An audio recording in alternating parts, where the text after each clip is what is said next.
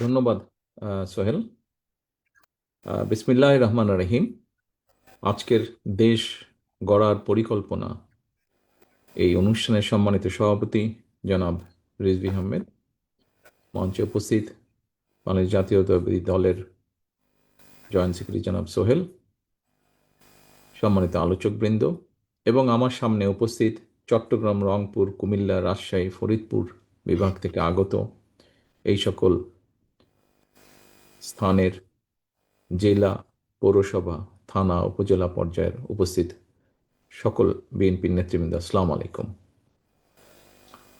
নেতৃবৃন্দ, আহ, আজকে সারাদিন আপনাদের সামনে কতগুলো বিষয় উপস্থাপন করা হয়েছে, 8টি বিষয় উপস্থাপন করা হয়েছে। এই যেই বিষয়গুলো কম বেশি আমাদের প্রায় 2.5 বছর আগে আমরা যে 31 দফা আপনাদের সামনে উপস্থাপন করেছিলাম, আপনারা সেই 31 দফার কথাগুলো জনগণের দোরগোড়ায় নিয়ে গিয়েছিলেন।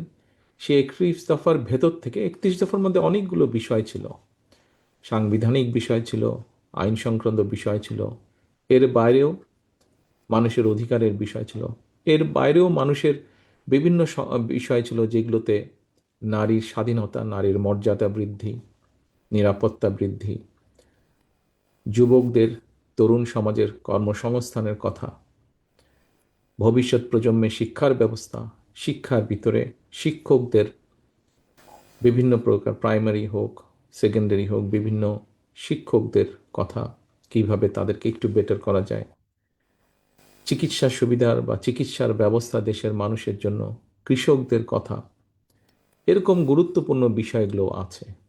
আমরা যে কাজটি করেছি,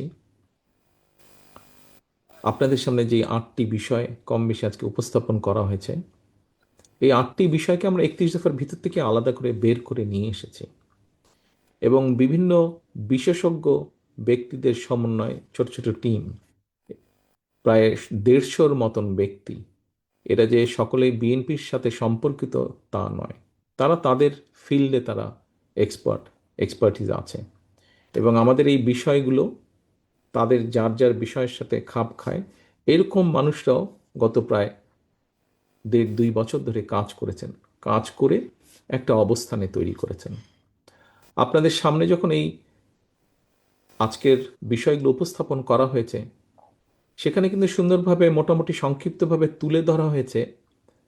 আমরা এর আগে শুনেছি বিভিন্ন প্রতিশ্রুতির কথা, বিভিন্ন সময়ে বিভিন্ন প্রতিশ্রুতির কথা, কিন্তু আজকে আপনাদের সামনে আমরা যেই পরিকল্পনার কথাগুলো বলেছি, সেখানে কিন্তু একই সাথে আমরা তুলে ধরেছি যে মোটামুটি কিভাবে এগুলোকে বাস্তবায়ন আমরা করব। বাংলাদেশের রাষ্ট্র কাঠামো অনুযায়ী, প্রশাসনিক কাঠামো অনুযায়ী, অর্থনৈতিক ব্যবস্থার উপর ভিত্তি করে, তার সাথে সামঞ্জস্য রেখে আমরা কোন কাজগুলো কিভাবে করব, সেগুলোও কম বেশি আপনাদের সামনে তুলে ধরা হয়েছে। সহকর্মীবৃন্দ, আপনাদের নিশ্চয়ই প্রায় প্রত্যেকেই হবেন, সবাই না হলেও প্রায় প্রত্যেকেই হবেন, নিশ্চয়ই আপনাদের মনে আছে আজকে থেকে 1 বছর একটু বেশি সময় আগে আমি জুমেই এরকম বিভিন্ন জেলা ওয়ারি, থানা ওয়ারি আমি মিটিং করেছিলাম। সেখানে জেলার নেতৃবৃন্দ ছিলেন, থানার নেতৃবৃন্দ ছিলেন, অন্যান্য অঙ্গ সহযোগী সংগঠনের নেতৃবৃন্দ ছিলেন, আপনারাও ছিলেন। সেখানে কিন্তু আমি একটি কথা বলেছিলাম যে এই যে নির্বাচনটা আগামী কয়েকদিন পরে হবে, আমি 1 বছর আগে বলেছিলাম যে এই নির্বাচনটি আমরা যত সহজ ভাবছি, অ্যাকচুয়ালি নির্বাচনটি তত সহজ নয়। সেদিন অনেকেই আমার কথাটি আহ, একটু হেসে খেলে উড়িয়ে দিয়েছিলেন, কিন্তু আজকে কিন্তু আপনারা প্রত্যেকেই অনুধাবন করতে পারছেন আমার সেদিনকার কথার অর্থ। সহকর্মীবৃন্দ, আপনাদের সামনে আজকে যেই বিষয়গুলো উপস্থাপন করা হয়েছে, এই বিষয়গুলো আমাদের পরিকল্পনা। এই পরিকল্পনাগুলো দেশের মানুষের জন্য, এই পরিকল্পনাগুলো দেশের জন্য। এখন এই পরিকল্পনাকে যদি বাস্তবায়ন করতে হয়, তাহলে যাদের জন্য আমরা এই পরিকল্পনাগুলো গ্রহণ করেছি, তাদের কাছে তো পৌঁছতে হবে এই পরিকল্পনাগুলো, তাই নয় কি? যাদের জন্য এই পরিকল্পনা আমরা নিয়েছি, এটি তো আমাদের দলীয় কোনো পরিকল্পনা নয়। যে বিষয়গুলো সারাদিন আপনারা আলোচনা করেছেন, জেনেছেন, বোঝার চেষ্টা করেছেন, যার কাগজপত্র আপনাদের প্রত্যেককে দেওয়া হয়েছে কম বেশি, হোল্ডারগুলো, এগুলো তো কোনো দলীয় বিষয় না। হ্যাঁ, দলীয় পরিকল্পনা দেশের জন্য, মানুষের জন্য, কিন্তু সাংগঠনিক বিষয় নয়। সাংগঠনিক বিষয়টা কি? দেশ এবং মানুষ নিয়ে আমাদের যে দলীয় যে পরিকল্পনা দেশ এবং মানুষকে ঘিরে, এই পরিকল্পনার কথাগুলো মানুষের কাছে পৌঁছে দিতে হবে। মানুষকে এর পক্ষে মানুষকে সচেতন করতে হবে, এবং সচেতন করার মাধ্যমে মানুষের রায় আপনার দলের পক্ষে, ধানের শীষের পক্ষে আনতে হবে। নির্বাচনের দিন, ভোটের দিন, ভোটের মাধ্যমে রায় আনতে হবে। সহকর্মীবৃন্দ, বিগত যে স্বৈরাচারের বিরুদ্ধে আমরা আন্দোলন করেছি, এখানে কয়েকজন নেতা, আমি যখন কানেক্টেড হই আমি ক্যামেরাটা ওপেন করিনি, বাট আমি দেখছিলাম, আমি আরেকটা মিটিংয়ের মধ্যে ছিলাম, আমি দেখছিলাম এবং কানেও আসছিল, অনেকে বলছেন, বিভিন্ন জায়গার কথা বলছেন যে আপনাদের এই উন্নয়ন হয়নি, অমুক উন্নয়ন হয়নি, রাস্তাঘাট হয়নি, স্কুল কলেজের সমস্যা, বেকারদের সমস্যা, বিভিন্ন কথা বলেছেন। আবার নেতাকর্মীদের জেল জুলুমের সমস্যা, কেস কাচারির সমস্যা। ইয়েস, কথাগুলো সত্য। তবে আজকে আমরা এখানে এসেছি, আপনাদের সাথে আলোচনা করছি, আপনাদের সামনে তুলে ধরতে চাইছি, আপনাদের সামনে পরিষ্কার করতে চাইছি কি, যে আমরা দেশের জন্য কি কি করতে চাই। আমরা যদি শুধু আমাদের নিজেদের মধ্যে সীমাবদ্ধ থাকি, তাহলে তো আমরা সংকুচিত হয়ে যাব।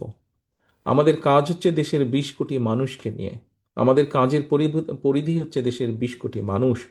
আমাদেরকে সেই জন্যই আমাদের বহু নেতাকর্মী গুম হয়েছে, খুন হয়েছে। দেখুন, আমি যদি কিছু মনে করবেন না, আমি উদাহরণটা দিচ্ছি বোঝানোর জন্য। আমি কিন্তু আপনাদের সামনে আমি আজকে বলতে পারতাম যে আমার মা, আমাদের সকলের নেত্রী দেশনেত্রী খালেদা জিয়ার শারীরিক কী অবস্থা, বা এটা বলে আমি আমার নিজের কষ্টের কথাই বলতে পারতাম আপনাদের কাছে। আমি কিন্তু সেটা আপনাদের সামনে তুলে ধরছি না। আপনাকে একটা জিনিস বুঝতে হবে, আপনি বলতে প্রত্যেককে আমি আপনাদেরকে বোঝাচ্ছি, আমরা রাজনীতি করছি দেশের জন্য, দেশের মানুষের জন্য। আমরা যদি সারাক্ষণ আমাদের নিজের কষ্টের কথা বলতে পারি, তো জনগণ কার কাছে যাবে? জনগণ কার কাছে গিয়ে তার কষ্টের কথা বলবে? জনগণ তো আপনার কাছেই যাবে তাদের কষ্টের কথা বলতে, তাদের দুর্দশার কথা বলতে। কাজে নেতৃবৃন্দ, আমাদেরকে এখন ওরকম একটি জায়গায় আসতে হবে। আমাদেরকে জনগণের প্রতিনিধিত্ব করতে হবে। জনগণ যাতে আস্থা রাখতে পারে আমাদের উপরে, আমাদেরকে সেভাবে নিজেদেরকে গড়ে তুলতে হবে। গতকাল আমি একটি কথা বলেছিলাম, এই কর্মসূচিটি আজকে যা হয়েছে, এই কর্মসূচিটি আজকে পঞ্চম দিন। গত 4 দিন ধরে চলেছে, আজকে পঞ্চম দিন। গতকালকে একটি কথা আমি বলেছিলাম, এই কথাটি আমি আমার অনুভূতি থেকে বলেছিলাম। সহকর্মীবৃন্দ, হ্যাঁ, রাজনীতিতে বিভিন্ন রকমের তর্ক বিতর্ক ডিবেট থাকবেই, তর্ক বিতর্ক ডিবেট থাকবেই। কিন্তু আপনি দেখেন, আপনারা প্রত্যেককে দয়া করে একটু 1 মিনিটের জন্য যদি চোখটা বন্ধ করে চিন্তা করে দেখেন, গত 1 বছর ধরে বলেন, গত 15 বছর ধরেই বলেন, ঠিক আছে, 15 বছরটা যেহেতু 1 বছরটা সামনে, ইমিডিয়েট, আমাদের ইমিডিয়েট পাস্ট, আপনি 1 বছর ধরেই দেখেন, আমরা যদি চিন্তা করি, পত্রপত্রিকা খুললে, রেডিও টিভি খুললে, এই যেই 8টা সাবজেক্ট নিয়ে আমরা আলোচনা করেছি, আমি আমার 35 বছরের 30 বছরের রাজনৈতিক অভিজ্ঞতা থেকে বুঝি যে এই 8টা বিষয় যদি আমরা মাঠে বাস্তবায়ন করতে পারি, আল্লাহর রহমতে, বাংলাদেশের জনগণের সমর্থনে সরকার গঠন করে এই 8টা সাবজেক্ট যদি আমরা বাস্তবায়ন করতে পারি, সমাজের প্রায় প্রত্যেক শ্রেণী পেশার মানুষ, সাধারণ মানুষ বলতে যাদেরকে বুঝায়, কোনো না কোনোভাবে প্রত্যেকটি শ্রেণী পেশার মানুষ কিছু না কিছু হলেও উপকার পাবে। আপনারা কি মনে করেন কথাটি সঠিক বলেছি আমি? আপনারা কি আমার সাথে একমত? আচ্ছা, ধন্যবাদ। সহকর্মীবৃন্দ, প্রত্যেকটা মানুষ যদি উপকার পায়, আপনারা 1 মিনিটের জন্য চোখ বন্ধ করে দেখেন তো, বর্তমানে আপনি পত্রপত্রিকা খুলেন, রেডিও টেলিভিশন খুলেন, আর কোনো রাজনৈতিক দল মানুষের এই সমস্যাগুলো সমাধানের কথা কি চিন্তা করে কথা বলছে? যেই বিষয়গুলো নিতে টিভি টক শোতে, যে বিষয়গুলো নিয়ে বিভিন্ন সেমিনার সিম্পোজিয়ামে, যে বিষয়গুলো নিয়ে পত্রপত্রিকা লেখা হচ্ছে, বলা হচ্ছে, সেখানে কোথায় কৃষকের কথা বলা হচ্ছে? সেখানে কোথায় শিশুদের শিক্ষার কথা বলা হচ্ছে? সেখানে কোথায় জলবায়ুর কথা বা খাল খননের কথা বলা হচ্ছে, সেখানে কোথায় বিভিন্ন শ্রেণী পেশা তো বিভিন্ন তরুণ তরুণীদের আগামী ভবিষ্যৎ প্রজন্মের কর্মসংস্থানের কথা বলা হচ্ছে, সেখানে কোথায় নারীদেরকে স্বাবলম্বী করার কথা বলা হচ্ছে, কোথাও দেখছেন আপনারা? কোথাও কি দেখছেন? খুঁজেন তো ভাই, আজকের পত্রপত্রিকা তো সকালে আসার সময় নিশ্চয়ই দেখেছেন। আপনার দলের যে কর্মসূচিটি গত কয়েকদিন 4 দিন ধরে চলছে, আপনার আজকে পঞ্চম দিনে আপনার দল এই যে কর্মসূচিগুলি, এর বাইরে আর কোনো দলের পক্ষ থেকে আমরা খুললেই দেখছি যে একজন বলছে আমি ভালো ও খারাপ, আরেকজন বলছে আমি ভালো ও খারাপ, আরেকজন বলছে আহ, আমরা এই করেছি সেই করেছি, এই ধরনের কথা আছে।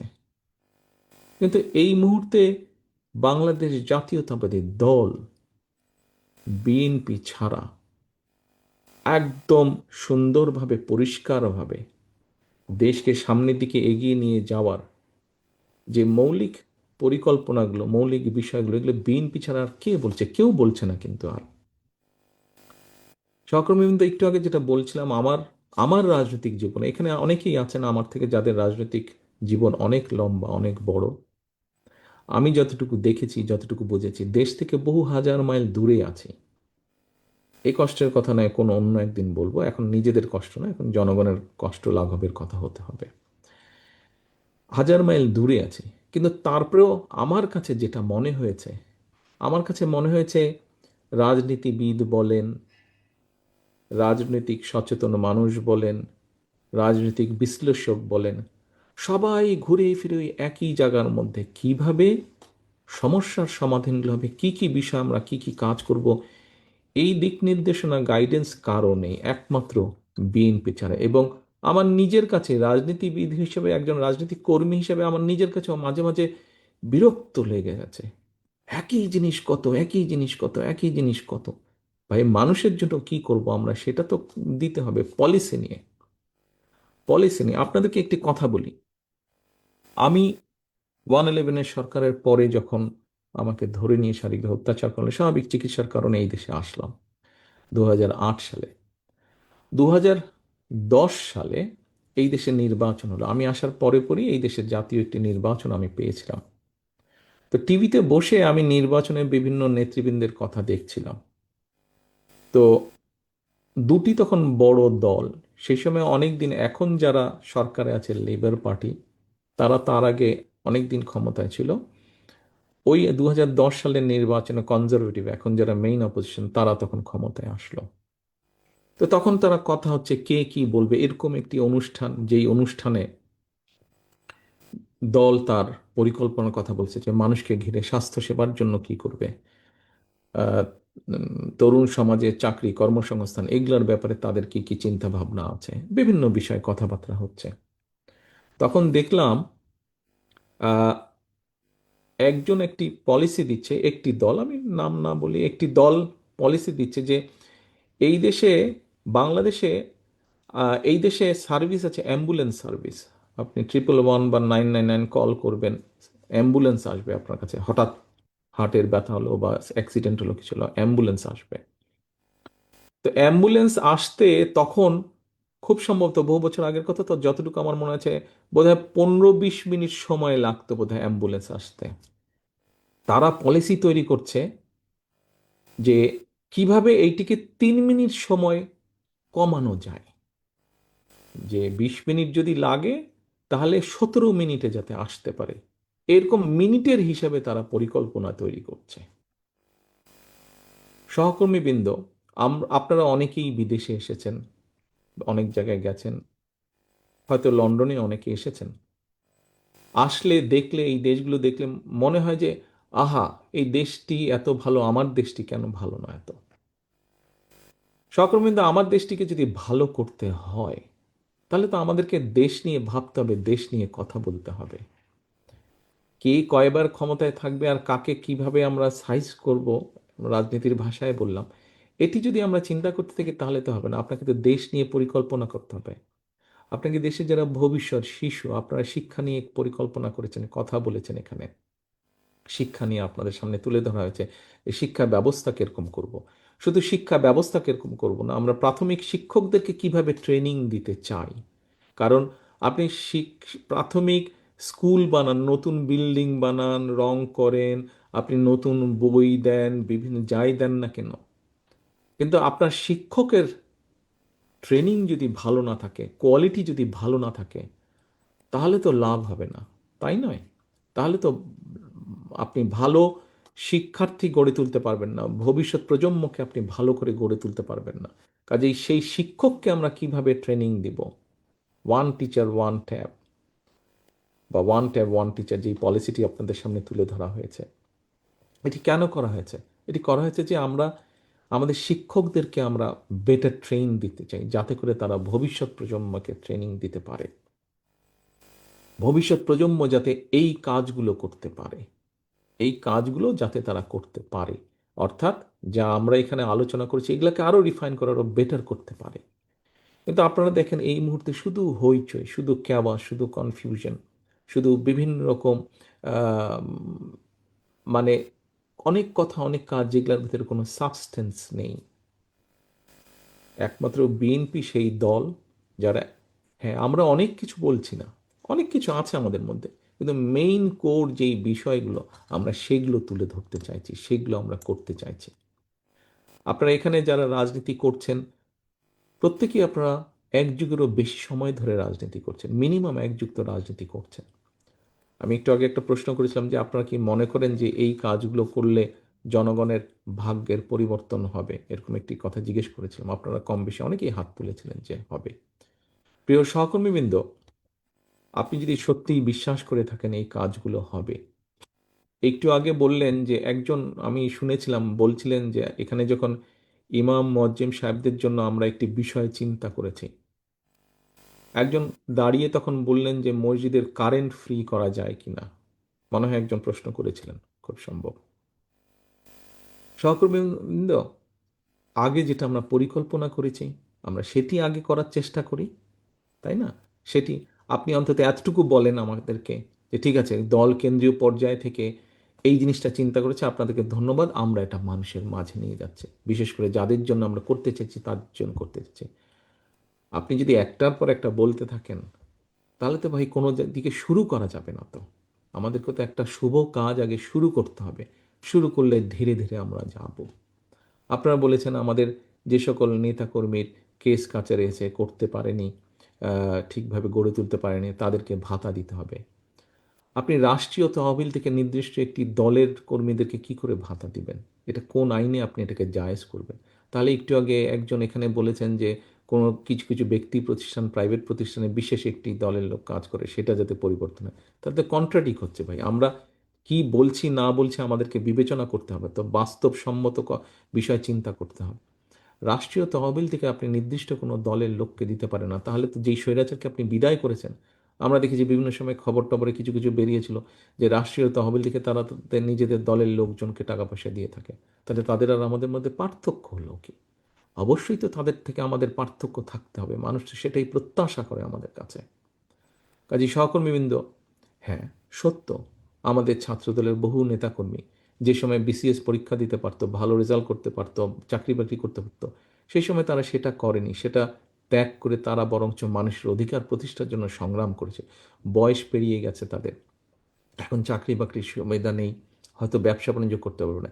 সেই জন্য কিন্তু আপনারা দেখেছেন এই যে এরকম একটা যে কাগজ আপনাদের কাছে দেওয়া হয়েছে, আপনারা ওই কাগজটার মধ্যে দেখেন বিভিন্ন রকম কর্মসংস্থানের ব্যবস্থার কথা আমরা বলেছি, বিভিন্ন রকম ভোকেশনাল বলেন, টেকনোলজিক্যাল ট্রেনিংয়ের কথা আমরা আপনাদের সামনে বলেছি। ভাই দেখতে হবে তো, 8টা ঘন্টা বসে আছেন, একবারও কতজন এই ফোল্ডারটা উল্টে দেখেছেন ভাই? কতজন ফোল্ডারটা উল্টে দেখেছেন? আগে তো দেখতে হবে। আপনাকে একটা জিনিস দিয়ে দিলাম, ওটার মধ্যে যদি এমন কিছু জিনিস দিয়ে দিতাম যেটা আপনার ক্ষতি কারক হতো, তাহলে তো এতক্ষণে লাফালাফি শুরু হয়ে যেত। কিন্তু ওটার মধ্যে এমন জিনিস দেওয়া আছে যেটা আপনার জন্য উপকার। আপনি যেহেতু রাজনীতি করেন, এটা তো একটা রাজনৈতিক ঔষধ, এই অর্থে রাজনৈতিক ঔষধ যে আপনি যখন এই কথাগুলো জনগণকে বলবেন, জনগণ তখন আপনাকে সমর্থন দেবে, আপনার দলকে সমর্থন দেবে। তাহলে কি সেই অর্থে রাজনৈতিক ভিটামিন বা রাজনৈতিক ঔষধ হলো না? তাহলে প্রিয় সহকর্মীবৃন্দ, আমাদেরকে এই কথাগুলো বুঝতে হবে। আপনাকে জনগণের কি চাওয়া সেটি বুঝতে হবে। আমরা অনেক কিছু অনেক বলতে পারি, অনেক কথা বলতে পারি আমরা। খেয়াল করে দেখবেন শহীদ রাষ্ট্রপতি জিয়াউর রহমান, এখানে অনেকেই বোধহয় আছেন যারা শহীদ রাষ্ট্রপতি জিয়াউর রহমানের সময় রাজনীতি করেছেন, ওনার সাথে দেখেছেন, ওনার সাথে কথা বলার সুযোগ হয়েছে। শহীদ রাষ্ট্রপতি জিয়াউর রহমান কিন্তু উনি নিজের যেই পরিকল্পনা, সেই পরিকল্পনার কথা বলতেন। কে কি করলো সেটাতে কিছু যায় আসে না, হ্যাঁ যায় আসে, নজর রাখবেন, কিন্তু নিজেদের প্ল্যানিং এর কথা বলতে হবে। তো এখন সহকর্মীবৃন্দ, আজকের এই অনুষ্ঠান প্রায় শেষ পর্যায়ে। আপনাদেরকে আজকে যেই যে আমরা আপনারা কষ্ট করে আসলেন, আপনাদেরকে যে সারাদিন ব্যাপী আপনারা কষ্ট করলেন, 8টা ঘন্টা সময় এখানে, 8-10 ঘন্টা সময় এখানে ব্যয় করেছেন, আসতে সময় ব্যয় করেছেন, আসতে খরচ হয়েছে, আপনারা দুপুরে এখানে খেয়েছেন, সেই খাওয়াটা দলীয় তহবিলের থেকে ব্যবস্থার চেষ্টা করা হয়েছে, দলের নেতাকর্মীদের চাঁদার পয়সা দিয়ে সেই অর্থে সংস্থান করা হয়েছে, সেটা দিয়ে আপনাদেরকে আপ্যায়ন করা হয়েছে, এই হল ভাড়ায় ভাড়া লেগেছে, সেই টাকাটা দেওয়া হয়েছে। এই সবগুলো তো অর্থপূর্ণ হতে হবে। আপনার ব্যয় করা অর্থ, আপনার ব্যয় করা সময়, দলের ব্যয় করা সময়, দলের অর্থ, এই যে ফোল্ডারগুলো ছাপানো হয়েছে তার জন্য অর্থ খরচ হয়েছে, এগুলো তো অর্থপূর্ণ হতে হবে, অর্থহীন হলে তো হবে না। আপনাদের এই সফরটা অর্থপূর্ণ হতে হবে, এবং তখনই অর্থপূর্ণ হবে আপনারা আজকে যা জেনে গেলেন, যা শিখে গেলেন এখান থেকে। অবশ্যই কিছু জেনে গিয়েছেন, অবশ্যই কিছু শিখে গিয়েছেন। এই জিনিসগুলো আপনাদেরকে মানুষের দৌড় গোড়ায় নিয়ে যেতে হবে। বিএনপি একটি বিশাল দল, থাকতেই পারে আপনার সাথে আপনার আরেক সহকর্মীর হয়তো ভালো মন্দ গভীর মধুর সব রকম সম্পর্ক থাকতে পারে, কিন্তু সহকর্মীদের মনে আছে 1 বছর 1.25 বছর আগে যেই কথাটি বলেছিলাম যে সামনের নির্বাচন, যা ভাবছেন তা না। আজকে আস্তে আস্তে আমার কথাটা প্রমাণিত হচ্ছে। আজ আপনাদের সামনে আমি আবারও বলতে চাচ্ছি, এখনো যদি আমরা সিরিয়াস না হই, সামনে এই দেশের অস্তিত্ব, সার্বভৌমত্ব হুমকির সম্মুখীন হবে যদি আমরা, এবং এটা একমাত্র বাঁচাতে পারে গণতন্ত্র, এবং সেই গণতন্ত্রের ভিত্তিকে মজবুত করতে পারেন আপনারা, বাংলাদেশ জাতীয়তাবাদী দলের প্রত্যেকটি মানুষ। আজকে আপনারা যদি মাঠে নেমে আসেন, আপনারা যদি জনগণের দুয়ারে দৌড়ে পৌঁছে যান, এবং দুয়ারে পৌঁছে যদি বলেন ভাই আমি তোমার জন্য এই করব, আমি তোমার মহিলাদের জন্য ফ্যামিলি কার্ডের ব্যবস্থা করব, তরুণ তরুণীদের জন্য আমরা, ছাত্রছাত্রীদের জন্য এইভাবে শিক্ষা ব্যবস্থা, এইভাবে ওয়াইফাইয়ের ব্যবস্থা, এইভাবে কর্মসংস্থানের ব্যবস্থা করব, আমরা স্বাস্থ্য ব্যবস্থা এইভাবে করব, কৃষকদের জন্য কৃষি কার্ডের মাধ্যমে আমরা এই ব্যবস্থাগুলো গ্রহণ করব। নিশ্চয়ই বিশ্বাস করেন, আমি বিশ্বাস করি মানুষ আমাদেরকে সুযোগ দিবে। কেন দিবে না? যখন তারা দেখবে যে হ্যাঁ, বিএনপি রাষ্ট্র পরিচালনা করার একটা পরিকল্পনা আছে, বিএনপির রাষ্ট্র পরিচালনা করার পরিকল্পনা আছে। আপনাদের এখানে অনেকে অনেক কথাই বলুক, যে যত কথাই বলুক ভাই, বাস্তবতাই। আপনাদের এখানে একটা কাগজ আছে, ঘাটলেই দেখবেন কাগজ, যে বিএনপির সময়ে বিএনপি ধীরে ধীরে কিভাবে দেশ থেকে দুর্নীতিকে কমিয়ে নিয়ে এসেছিল। এর মধ্যে আরও কয়েকদিন আগেও আলাপ হয়েছে, আপনারা পত্রপত্রিকায় পড়েছেন জিনিসগুলা, বিভিন্ন টিভি তে দেখিয়েছে, টিউবে এসছে, ফেসবুকে এসছে। আজকে আপনারা কাগজটা পেয়েছেন, কাজে ওই কাগজটা আপনাদেরকে পড়তে হবে। আপনি যদি না পড়েন, আপনি যদি না জানেন, তাহলে আপনি কেমন করে বলবেন যে আপনি কি করতে চান, আপনার দল কি করতে চায়? কারণ অন্যরা কিন্তু, কারোর নাম আমি বলছি না, কিন্তু অন্যরা কিন্তু নিজেরাও আপনার জানেন, আপনার নির্বাচনী এলাকায়, আপনার উপজেলা পৌরসভায় আপনি আছেন, অন্যরা কিন্তু হরদম বিভিন্ন রকম মিথ্যা কথা বলে মানুষকে বিভ্রান্ত করার চেষ্টা করছে না? বিভ্রান্ত করা, আপনার মিথ্যা কথা বলার কোনো প্রয়োজন নেই। আপনার কাছে এত সঠিক এবং সত্য এবং বাস্তব ধর্মী বিষয় আছে, এই যে কাগজগুলো বাস্তব, এর মধ্যে যা আমরা উল্লেখ করেছি, যা আমরা করতে চাই, এগুলো এত কঠিন কাজগুলো, কাজগুলো কঠিন, কিন্তু আমরা সকলে মিলে যদি চেষ্টা করি আমরা করতে পারবো। আমরা সকলে মিলে যদি চেষ্টা করি, পরিকল্পনা করে চেষ্টা করি, আমরা খাল খনন করতে পারবো না? 20,000 কিলোমিটার খালের কথা বলা আছে, আমরা অবশ্যই খাল খনন করতে পারবো। আমরা সকলে মিলে যদি চেষ্টা করি, আমরা 25 কোটি গাছ লাগাতে পারবো না? ইনশাল্লাহ আমরা অবশ্যই গাছ লাগাতে পারবো। আমরা সকলে মিলে যদি চেষ্টা করি, সরকার সঠিকভাবে চেষ্টা করলে, সরকারের নিয়মকানুনের মধ্যে চেষ্টা করলে, আমরা অবশ্যই ফ্যামিলি কার্ড বলেন, কৃষক কার্ড বলেন, আমরা এগুলা সব কাজগুলাই করতে পারবো। আমরা যেই কর্মসংস্থানের কথা বলেছি, দেশে যে বেকার, সেটা আমাদের দলের হোক, সেটি নিরপেক্ষ মানুষ হোক, আপনি ইনশাল্লাহ আল্লাহর মতে যখন নির্বাচিত হবেন, আপনি যখন সরকার গঠন করবেন, তখন কিন্তু আপনি কোনো দলীয় সরকার নন, আপনাকে যারা ভোট দিয়েছে এবং যারা দেয় নাই, প্রত্যেকের সরকার আপনারা। এবং তখন আপনাকে সকলের জন্য কাজ করতে হবে। আপনাকে তখন সকলের জন্য কাজ করতে হবে। আপনি কোনো নির্দিষ্ট কারোর জন্য কাজ করতে পারবেন না। এটাই হচ্ছে মূল লক্ষ্য, মূল উদ্দেশ্য। এবং আমরা যেই কাজগুলোর কথা বলেছি, আমরা কোনো স্বপ্ন দেখাচ্ছি না, আমরা পরিকল্পনা করছি, আমরা বাস্তবায়ন করতে চাই। এবং এই বাস্তবায়ন যদি করতে হয় সহকর্মীবৃন্দ, আপনাদের সহযোগিতা ছাড়া তো আমরা নির্বাচিত হলেও আপনাদের সহযোগিতা ছাড়া বাস্তবায়ন করতে পারবো না। প্রথম বাস্তবায়নের কাজ হচ্ছে মানুষের ঘরে ঘরে জিনিসটাকে পৌঁছে দেওয়া। আপনারা এখানে আমাদের জেলার নেতারা আছেন, আমাদের উপজেলা থানার নেতারা আছেন, আমাদের পৌরসভার নেতারা আছেন। আপনারা যদি আপনাদের এলাকায় ফিরে যাবেন, আজকে কালকে ফিরে যাবেন, নির্বাচনের বেশি সময় আর বাকি নেই। আপনারা গিয়ে যদি পরিকল্পনা করে, দল যার হাতেই ধানের শীষ দিয়েছে না কেন, আপনি থাকবেন ধানের শীষের পক্ষে, আপনি থাকবেন ধানের শীষের সাথে, আপনি থাকবেন। প্রার্থী আসবে, প্রার্থী যাবে, প্রার্থী চেঞ্জ হবে, প্রার্থী পর্যায়ক্রমে যাবে, ধানের শীষ রয়ে যাবে, দল রয়ে যাবে, আদর্শ রয়ে যাবে, পরিকল্পনা রয়ে যাবে দলের। কাজে আপনি ধানের শীষের পক্ষে কাজ করবেন। আপনি গিয়ে বলবেন যে ধানের শীষ জিতলে এই কাজ করতে চায়, ধানের শীষ জিতলে এইভাবে স্বাস্থ্য পরিকল্পনা করতে চায়, ধানের শীষ জিতলে আমরা আমরা এইভাবে কৃষক কার্ড দিতে চাই, ধানের শীষ ইনশাল্লাহ জিতলে পরে আমরা এইভাবে খাল খনন, এইভাবে বনায়ন, এইভাবে আবর্জনা আমরা পরিষ্কার করতে চাই, ধানের শীষ জিতলে পরে আমরা দেশের ক্রীড়া ব্যবস্থাকে এইভাবে ঢেলে সাজাতে চাই। শুধু কি ডাক্তার ইঞ্জিনিয়ার তৈরি করব আমরা? শুধু কি আমরা অন্যান্য পেশা তৈরি করব? আমরা কেন প্রফেশনাল খেলোয়াড় তৈরি করব না? কেন খেলা আমাদের বহু আছে। আমাদের ছেলেমেয়েরা যেরকম গান গাইতে পারবে, আমাদের ছেলেমেয়েরা সেরকম খেলোয়াড় হতে হবে।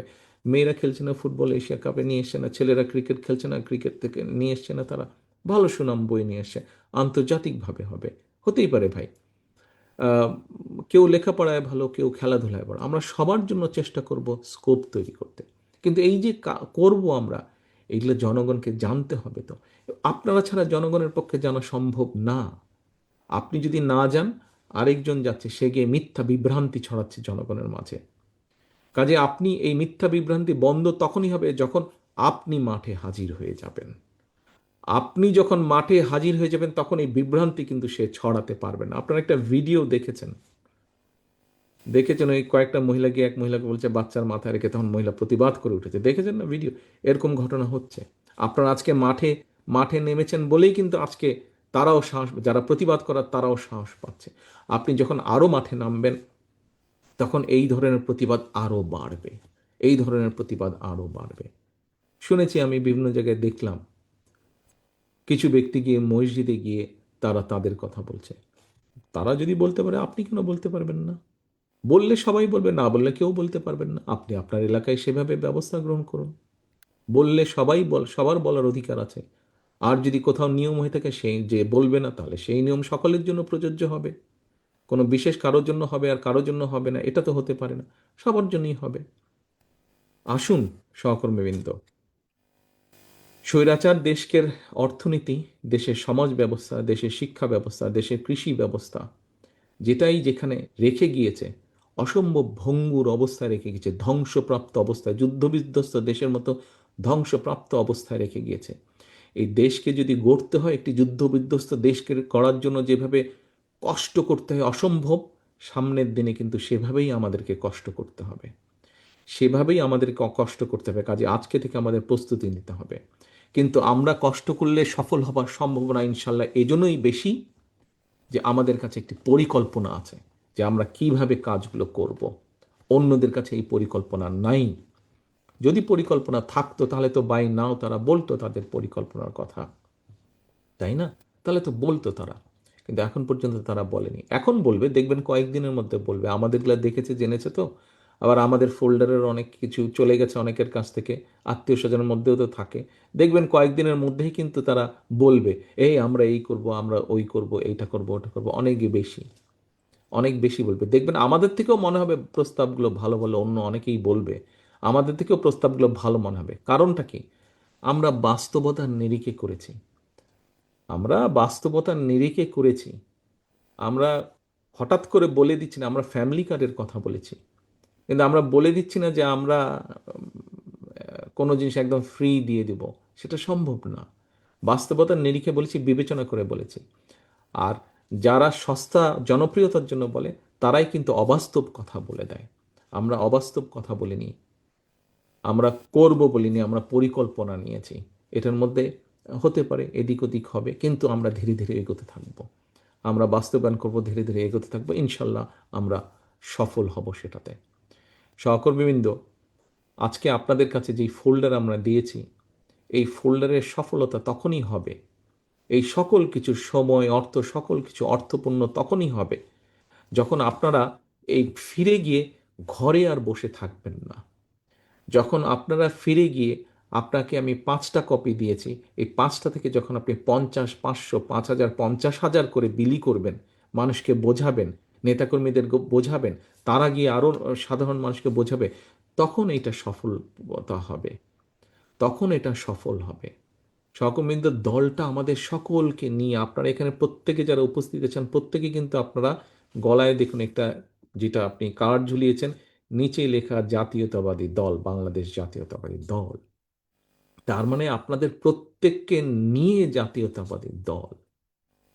আমি একা জাতীয়তাবাদী দল না, দেশনেত্রী খালেদা জিয়া একা জাতীয়তাবাদী দল না, শহীদ জিয়া একা জাতীয়তাবাদী দল না, আমরা সকলে মিলে জাতীয়তাবাদী দল। এবং যেহেতু সকলে মিলে দলটি, কাজে আমরা সকলে মিলে যদি একসাথে কাজ না করি, তাহলে কোনোভাবেই আমরা সফল হতে পারবো না।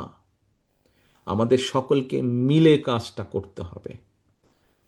আপনারা যদি মনে করেন, এই যে আপনারা আজকে এখানে এসেছেন এবং যেই আলোচনাগুলো হয়েছে, যেই বিষয়গুলো আপনাদের সামনে আমরা দলের পক্ষ থেকে তুলে ধরেছি, এই বিষয়গুলো জনগণের জীবনযাত্রার সাথে সম্পর্কিত, এই বিষয়গুলো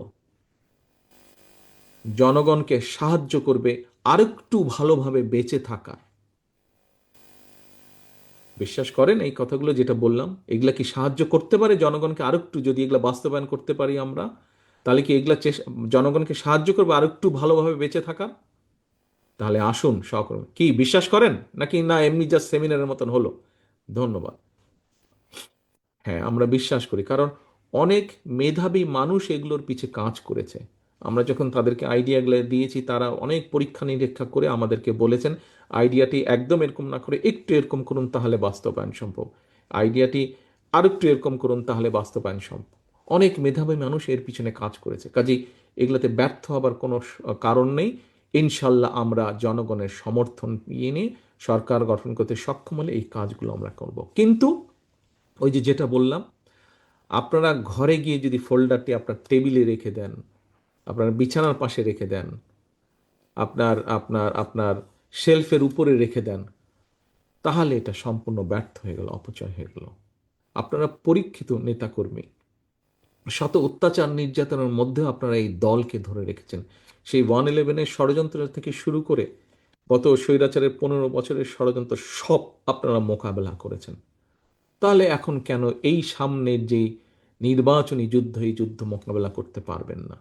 কেন আপনারা তাহলে আপনার দলের যে পরিকল্পনা জনগণকে ঘিরে, দেশকে ঘিরে, কেন সেটা জনগণের কাছে তুলে ধরতে পারবেন না?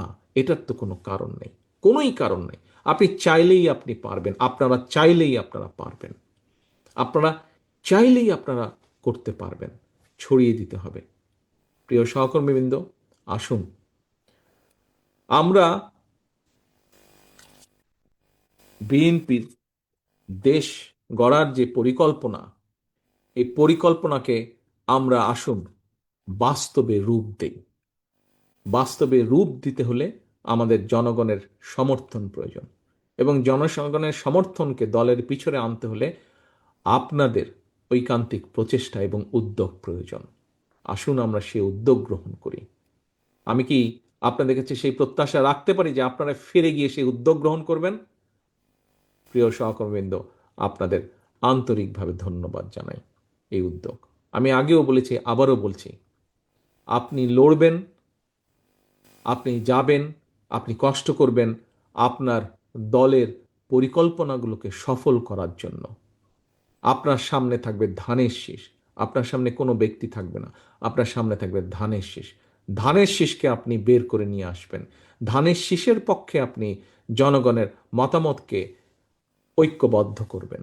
ধানের শীষের পিছে, ধানের শীষের জন্য আপনি জনগণের মতামতকে এক জায়গায় নিয়ে আসবেন, ব্যালট বাক্সের ভিতরে নিয়ে আসবেন। প্রিয় সহকর্মীবৃন্দ, আপনারা সকলে কষ্ট করে এসেছেন এবং সারাদিন এখানে থেকে আপনারা কষ্ট করে দলের এই পরিকল্পনাগুলো জনগণের কাছে আবার নিয়ে যাবেন, এই প্রত্যাশা। এবং ঘরে ঘরে, দুয়ারে দুয়ারে মিটিং করে করে বললে হবে না, ছোট ছোট গ্রুপ করে ঘরে ঘরে যেতে হবে, মাঠে মাঠে যেতে হবে, কৃষকের খেতে যেতে হবে, মসজিদের ইমাম মুয়াজ্জিম সাহেবদের কাছে যেতে হবে, প্রাইমারি স্কুল হাই স্কুলের টিচারদের কাছে যেতে হবে, ঘরে ঘরে মা বোনদের কাছে যেতে হবে, স্কুল কলেজের তরুণ তরুণীদের কাছে যেতে হবে, যুবকদের কাছে যেতে হবে, ভাগ করে করে যেতে হবে প্রত্যেককে আপনাদের। আপনারা পেরেছেন স্বৈরাচারকে মোকাবেলা করতে, আপনারা পেরেছেন 111-এর ষড়যন্ত্রকে মোকাবেলা করতে, ইনশাল্লাহ আপনারাই পারবেন আগামী দিনের যে ষড়যন্ত্র আছে সেটিকেও মোকাবেলা করতে, গণতন্ত্রের ভিত্তি স্থাপনের মধ্য দিয়ে। সেই প্রত্যাশা রেখে আমার বক্তব্য শেষ করছি। সকলে সুস্থ থাকবেন, ভালো থাকবেন ইনশাল্লাহ। আসসালামু আলাইকুম। বাংলাদেশ জিন্দাবাদ, বাংলাদেশ জাতীয়তাবাদী দল জিন্দাবাদ।